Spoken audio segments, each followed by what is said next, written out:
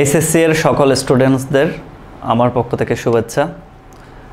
আজকে আমরা যে বিষয়টা নিয়ে আলোচনা করব সেটা হচ্ছে HTML, যেটা আইসিটি বইয়ের chapter 4। Actually HTML means hypertext markup language. আমি যদি লিখে দেখাই হাইপারটেক্সট মার্কআপ ল্যাঙ্গুয়েজ,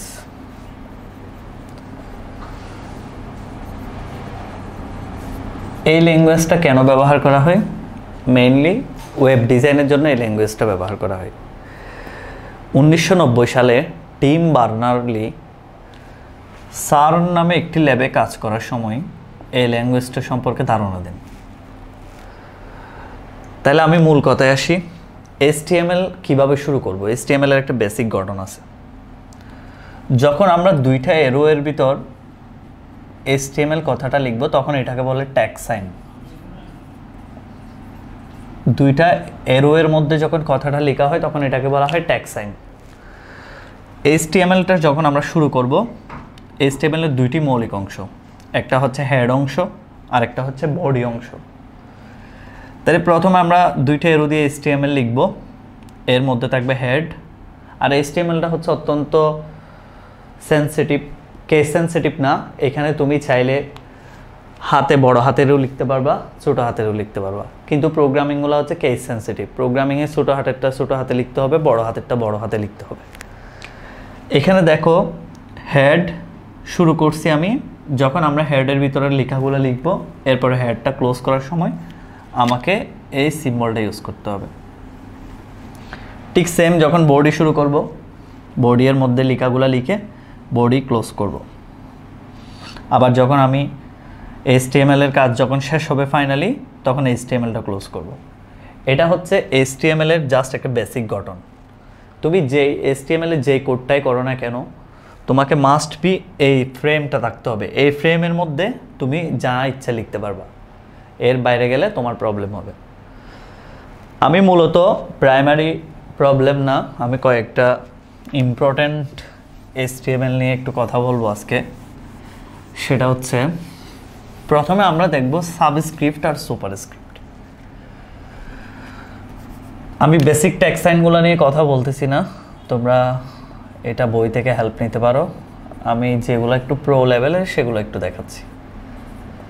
সাবস্ক্রিপ্ট আর সুপারস্ক্রিপ্ট। সাপোজ তোমাকে বললো A1 square is equal to B1 square, এটার HTML কোড কি হবে? তখন তোমাকে যে কাজটা করতে হবে, সর্বপ্রথম HTML স্টার্ট করো, হেড লিখো। যেহেতু এখানে কোনো টাইটেল নেই, আমি কি বলছি এখানে কোনো শিরোনাম আছে? শিরোনাম যদি না থাকে তাহলে তুমি জাস্ট হেডটা ক্লোজ করে দাও। এরপর বডি স্টার্ট করো। তাহলে দেখো নিচেরটাকে বলবা সব সময় সাবস্ক্রিপ্ট, মানে আমাদের নিচে আমাদের জুনিয়র যারা থাকে তাদেরকে আমরা সাব বলি। আর উপরে যে থাকবে তাকে বলবা সুপার।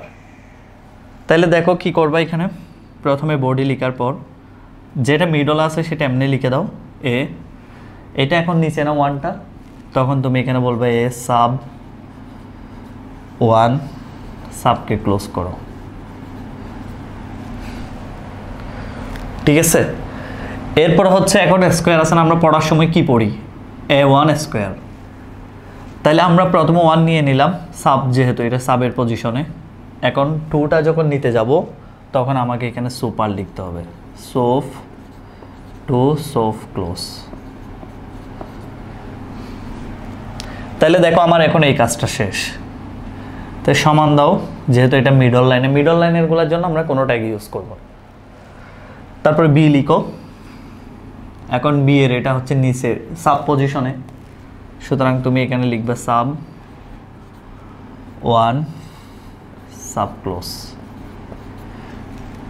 এরপরে দেখো আবার স্কোয়ার আছে উপরে, তুমি কি করবা? আগের মতো সোপ টু সোপ ক্লোজ। তাইলে এখন আমার বডি এর কাজটা শেষ, সেহেতু আমি বডি ক্লোজ করব। ক্লোজ করার ট্যাগ সাইনটা তো আমাদের মনে আছে সবাই, জাস্ট একটা আমাকে এরো ডিভাইডেড সিম্বল দিলে হয়ে যাবে। এখন HTMLটা ক্লোজ করে দাও। তাহলে আমার এই প্রবলেমটা সলভ। আমরা এভাবে সাবস্ক্রিপ্ট নিচে যখন আসবে তখন ওটার জন্য সাবস্ক্রিপ্ট ইউজ করবো সাব, আর উপরে কোনো পাওয়ার দেখলে তখন আমরা সুপারস্ক্রিপ্টের জন্য সোপটা ইউজ করব।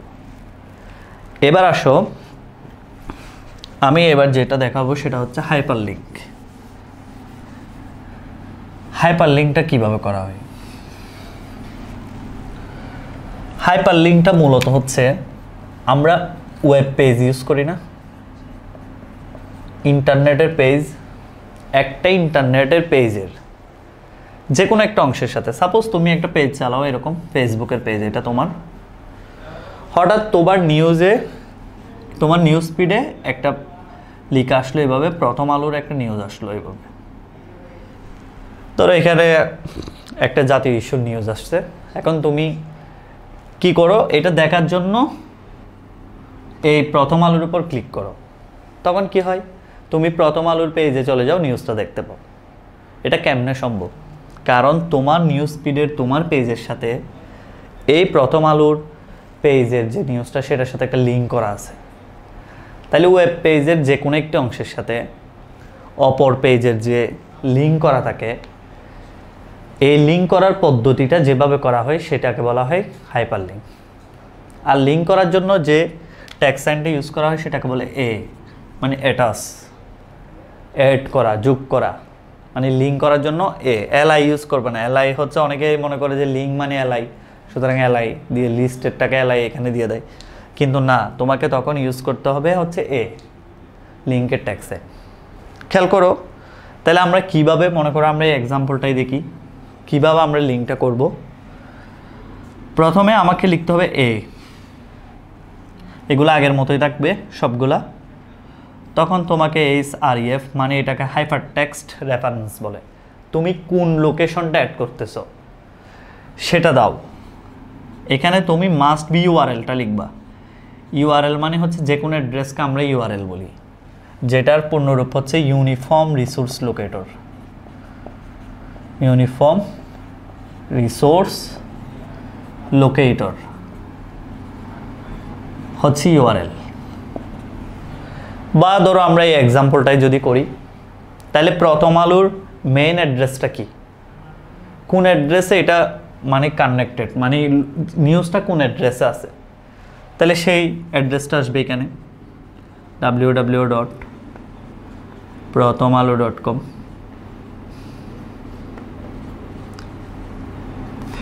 এবার আসো, এখন আমার ইউআরএল লেখা শেষ, আমি এর ট্যাগ সাইন শুরু করছিলাম, এই ট্যাগ সাইনটা এখানে ক্লোজ করব। এবার দেখো আমরা এই জায়গায় কি লিখব, তাইলে এই যে এখানে নামটা আছে না, প্রথমে হেডিং আসছিল কি তোমার পেজে, প্রথম আলো যে হেডিংটা আসছিল তোমার পেজে, ঠিক সেই হেডিংটা তুমি এর বাইরে লিখো যেভাবে আছে হুবহু।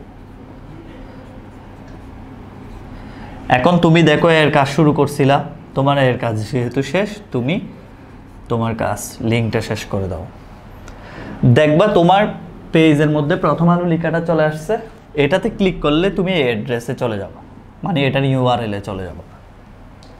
তাহলে আবার বলি, কি বললাম, হাইপারলিঙ্ক হচ্ছে মূলত একটি পেজের কোনো একটি অংশের সাথে, মানে তোমার পেজের যে কোনো একটি অংশের সাথে অপর পেজের সংযোগ স্থাপন করা। অপর পেজ হতে পারে, ওয়েবসাইট হতে পারে, যে কোনো কিছু হতে পারে। কিভাবে করবা, প্রথমে head close body HREF hyperlink reference লেখার পর তুমি তোমার যেটা মূল অ্যাড্রেস মানে ইউআরএল, যেখানে তোমার ইনফরমেশনটা স্টোর করা আছে, সেই অ্যাড্রেসটা দিবা। দেওয়ার পর ইনভার্টেড কমা দিবা, এরো দিবা, তারপর বাইরে তুমি যেটা তোমার পেজে শো করবে, মনে করো তোমার পেজে যে নামটা শো করতেছে, ধরো প্রথম আলো শো করতেছে, নতুবা ধরো তুমি কারোকে অ্যাড ফ্রেন্ড রিকোয়েস্ট পাঠাতে চাচ্ছ, তার নামটা তোমার পেজে শো করে, কিন্তু তুমি ক্লিক করলে ওর অ্যাড্রেসে চলে যাচ্ছ, তাহলে এই যে এখানে নামটা শো যেটা করে সেটা দিবা, তারপর ট্যাগ সাইনটা শেষ করে দিবা। এরপরে নর্মাল প্রসিডিউর, বডি শেষ, HTML শেষ। তাহলে তুমি হাইপারলিঙ্কটা এভাবে করতে পারবা চাইলে। ওকে, দেখো এরপর আমি দেখাবো ইমেজ কিভাবে যোগ করা হয়। ইমেজ কিভাবে যোগ করা হয় সেটা একটু দেখো। ইমেজ যোগ করা, ধরো আমি বললাম যে তোমার একটা নিউ ফোল্ডার আছে, নিউ ফোল্ডারের একটা ভিতরে একটা পিকচার আছে যেটার নাম হচ্ছে rose.jpg। এখন তোমাকে বললাম যে তোমার পেজে এই ছবিটা অ্যাড করে দেখাও।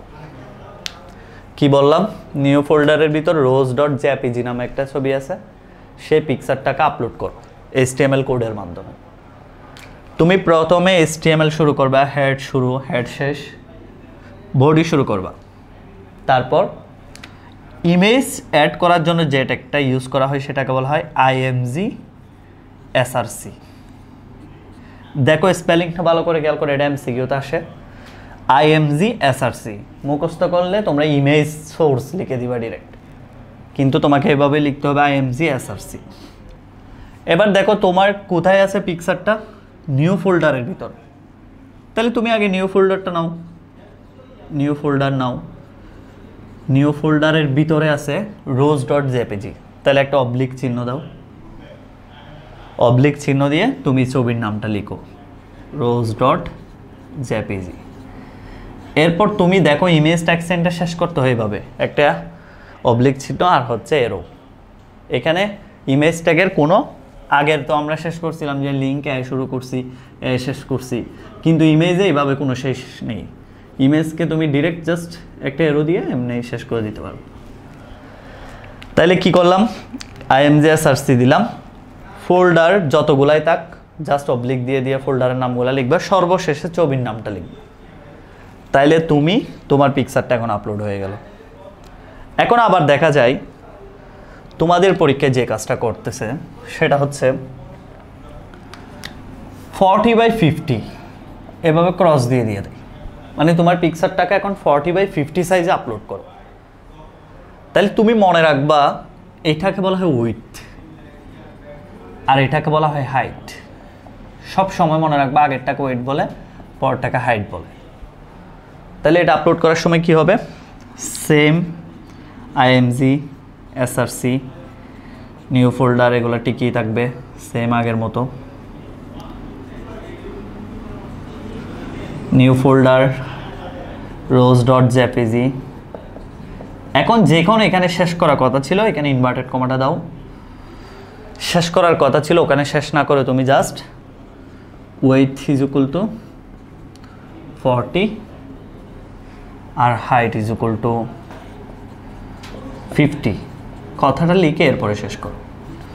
তাইলে দেখবা এখন তোমার এই সাইজ করে পিকচারটা আপলোড হবে, এর বাইরে কোনো মানে সাইজ সে ডিফাইন করবে না, মানে এই সাইজটাই নেবে, 40 দিলে 50 দিলে এটাই, অন্য কিছু দিলে অন্য কিছু এটাই। তাহলে এইভাবে আমরা চাইলে ইমেজকে আপলোড করতে পারি সাইজ বেসড বা কীভাবে করতে হয়। তাইলে এবার দেখো ফাইনালি আমরা 3টা টপিকস নিয়ে আলোচনা করলাম। এখন একটা হচ্ছে সাবস্ক্রিপ্ট, সুপারস্ক্রিপ্ট, আর একটা হচ্ছে তোমার হাইপারলিঙ্ক, আর একটা হচ্ছে ইমেজ। এই 3টা টপিকস অত্যন্ত ইম্পর্টেন্ট। এখন আমরা যে টপিকসটা নিয়ে আলোচনা করব সেটা হচ্ছে লিস্ট। লিস্ট টপিকসটা কিভাবে করে, ধরো তোমাকে আমি বললাম যে একটা বুক লিস্ট, তোমাকে বললো যে বুক লিস্ট, বুক লিস্ট দিয়ে দিল, এ দিয়ে দিল আইসিটি, বি দিয়ে দিল ম্যাথ। এখন বললো যে এই প্রবলেমটা সলভ করো। তাহলে তুমি জাস্ট হেড HTML বডি এগুলো লিখবা। লিখার পর যে কাজটা তুমি করবা সেটা হচ্ছে ধরো নর্মাল একটা হেড ট্যাগ ইউজ করো। হেড ট্যাগ তো 6টা হেড ট্যাগ আছে, যেগুলো আমি পরবর্তী কোনো ক্লাস নিলে দেখাবো। 6টা হেড ট্যাগের মধ্যে হচ্ছে H4, ধরো আমি মাঝারি সাইজের লিখা দেখে H4টা নিয়ে নিলাম। H4 দিয়ে আমি হেডিংটাকে নিয়ে নিলাম বুক লিস্ট। H4 ক্লোজ করো। এখন দেখো যদি কোনো অর্ডার মানে এরপরে বি, বি এরপরে সি, ডি এরপরে ই, এফ এভাবে যদি আসে তখন তোমাকে এটার নাম দিতে হবে অর্ডার লিস্ট। তবে তোমাকে একটা জিনিস বলে দিতে হবে, এখানে এ দিয়ে শুরু না প্রথমটা, তখন তোমাকে এখানে লিখতে হবে well type is equal to হচ্ছে এ, মানে তোমাকে প্রথমটা বলে দিতে হবে। তাহলে এখন সে কি করবে, লিস্ট দিয়ে শুধু আইসিটিটা লিখবা, লিস্ট ক্লোজ করে দিবা, আবার লিস্ট দাও, ম্যাথটা লিখো, লিস্ট ক্লোজ করে দাও। তাহলে সে কি করবে, অটোমেটিক এখানে এ নিয়ে নিবে, এরপরে বি নিয়ে নিবে, আরও নাম থাকলে সে একটা একটা সি ডি এভাবে নিতে থাকবে। তাইলে মনে করো এখন আমি তো এখানে এ বি দিলাম, আমি যদি এখানে 1 2 3 দিতাম, 1 দিতাম, 2 দিতাম, তখন কি হতো, তুমি জাস্ট এখানে চেঞ্জ করে দাও well type 1, well type 2, well type 3 এভাবে। আর যদি তোমার এখানে আমি বড় হাতের ক্যাপস লক এ দিতাম, ক্যাপস লক বি দিতাম, তখন তুমি জাস্ট এখানে ওয়েল টাইপ ক্যাপস লক এ দাও, ক্যাপস লক বি দাও। তোমাকে আমি এখানে রোমান সংখ্যা দিতে পারতাম 1 2, সেম তুমি প্রথমটা এখানে চেঞ্জ করে দাও জাস্ট। আবার হ্যাঁ, তোমাদেরকে কনফিউজ করার জন্য তারা এইভাবে করতে পারে, ওয়েল টাইপ ধরো দিয়ে দিছে 56, আইসিটি 57 ম্যাথ, তখন তুমি কি করবা, সেম প্রসিডিউর, তুমি জাস্ট এখানে তখন 56 লিখে দাও, সে প্রথমটা 56 নেবে, পরেরটা 57 নেবে। তাইলে এটা হচ্ছে অর্ডার লিস্ট, এগুলাকে বলা হয় অর্ডার লিস্ট। অর্ডার লিস্ট কেন বলি, কারণ একটার পর আরেকটা আসে, 56-এর পর 57 আসতেছে, এরপর বি আসতেছে, তারপরে রোমান সংখ্যা 1 এর পর রোমান সংখ্যা 2 আসতেছে। তাহলে এক্ষেত্রে সে একটা অর্ডার মেনটেন করতেছে। যদি অর্ডার মেনটেন করে তখন আমাকে ওয়েল টেক্সেন্ট ইউজ করতে হবে, এই যে ওয়েল টেক্সেন্ট ইউজ করতে হবে। এখন পরে যখন ওয়েলের কাজ শেষ, অর্ডার লিস্ট শেষ, এরপরে তুমি বডি শেষ করবা, HTML শেষ করবা। এরপর এখন যে জিনিসটা দেখাচ্ছি সেটা হচ্ছে, ধরো আমি এখন বললাম যে বুক লিস্টই থাক, তবে এবার বক্স দিয়ে থাকবে, এই যে বক্স দিয়ে আইসিটি, বক্স দিয়ে ম্যাথ। তুমি বলো তো এটা কি এখন আর অর্ডার লিস্ট আছে? অর্ডার লিস্টে নেই, যে কোনো একটা বক্স দিয়ে দেখাচ্ছি, নতুবা এরো দিয়ে দেখাচ্ছি, নতুবা স্টার দিয়ে দেখাচ্ছি। তাহলে আমাকে এখন যে কাজটা করতে হবে, জাস্ট এখানে একটা চেঞ্জ করতে হবে, এগুলোর নাম হচ্ছে আনঅর্ডার লিস্ট, এই জন্য ইউএল, এটাকে বলা হয় আনঅর্ডার লিস্ট। তাহলে এই জায়গায় আমাকে ইউএল ইউজ করতে হবে। তাহলে ইউএল টাইপ এখানে 56 না, এইটা হচ্ছে বক্স স্কোয়ার, সুতরাং তুমি এখানে এখন স্কোয়ার দিয়ে দাও। তাহলে স্কোয়ার যখন দিয়ে দিবা, তখন দেখো তুমি লিস্ট নাও, আবার লিস্ট নাও, সে প্রত্যেকটা জায়গায় স্কোয়ার স্কোয়ার নিতে থাকবে। তাহলে এখানে শেষ করার সময় তখন আবার ইউএল দিতে হবে। তাহলে কি বুঝলা? খুবই সিম্পল, যখন কোনো অর্ডার মেনটেন করবে তখন আমরা ওয়েল ইউজ করব, আর যখন তারা বক্স বা এরো স্টার মেনটেন করবে তখন আমরা ইউএল ইউজ করব। এখানে স্কোয়ার হলে স্কোয়ার, স্টার হলে স্টার, এরো হলে এরো, বুলেট হলে বুলেট, ওভাবে আমরা সিম্বল চেঞ্জ করব। তাহলে আজকে আমার মূলত দেখানোর উদ্দেশ্য ছিল HTML এর বেসিক গঠন, এবং আমি নর্মাল ট্যাগসাইনগুলো নিয়ে আলোচনা করিনি, শুধুমাত্র সাবস্ক্রিপ্ট, সুপারস্ক্রিপ্ট, হাইপারলিঙ্ক, ইমেজ, লিস্টের বেসিক ধারণাটা দিলাম। এরপরে নেস্টেড লিস্টও পরীক্ষা আসে এখন, যদি আমি কখনো সময় পাই অবশ্যই নেস্টেড লিস্টের উপর একটা ক্লাস নিব। এ পর্যন্ত সবাই ভালো থেকো, আর পরের ভিডিওগুলো অবশ্যই দেখবা। পরের ভিডিওতে আমি টেবল নিয়ে একটা বড় প্রবলেম সলভ করব, যেখানে সবগুলা কভার হবে। ধন্যবাদ সবাইকে।